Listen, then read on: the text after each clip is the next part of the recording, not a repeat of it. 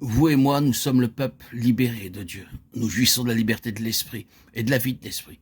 Ainsi, cette muraille qui est mentionnée dans le livre de Néhémie représente ou parle d'un rempart contre la crainte. Toute muraille de ville signifie cela. C'est là la raison de son existence, si elle mérite ce nom.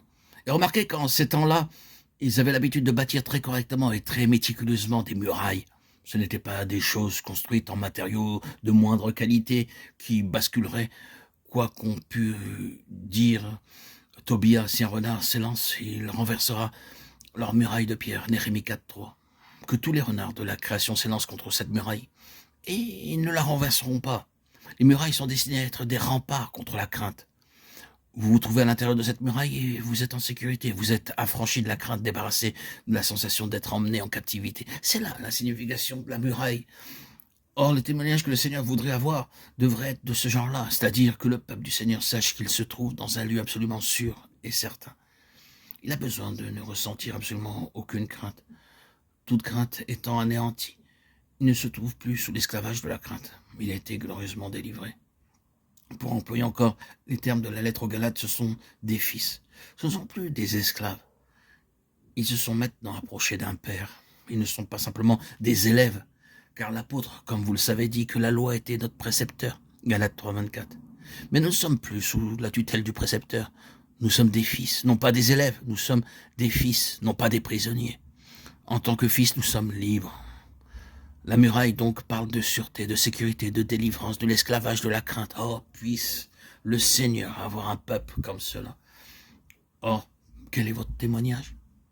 Le témoignage du Seigneur est véritablement comme cela? Quel est le vôtre? Vivez-vous dans la servitude, celle du Nouveau Testament, l'esclavage de la crainte? Vivez-vous chaque jour dans la crainte de commettre une erreur, sous la menace du gros bâton, même le bâton de votre propre conscience?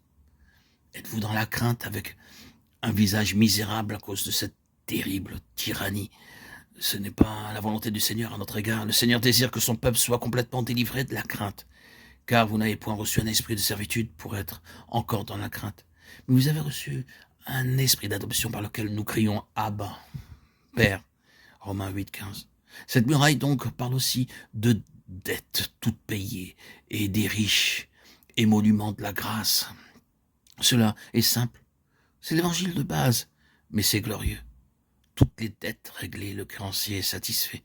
Le Seigneur Jésus fit cela pour nous dans sa croix. Il paya toute la dette à l'égard de la loi. Il a satisfait la loi et a renvoyé le créancier à ses affaires. Il nous a affranchis de lui, c'est-à-dire de la loi. Il nous a affranchis de toutes nos dettes. C'est une merveilleuse chose de savoir que toutes vos dettes spirituelles sont réglées. Et une chose terrible de constater que vous devez affronter la loi de Dieu, rendre des comptes si quelqu'un d'autre ne paie ses dettes, car vous devrez d'une façon ou d'une autre satisfaire cette demande dans le temps et l'éternité. Mais le véritable enfant de Dieu qui sait ce que Christ a accompli pour lui ou pour elle est toujours prêt à chanter de la loi libérée.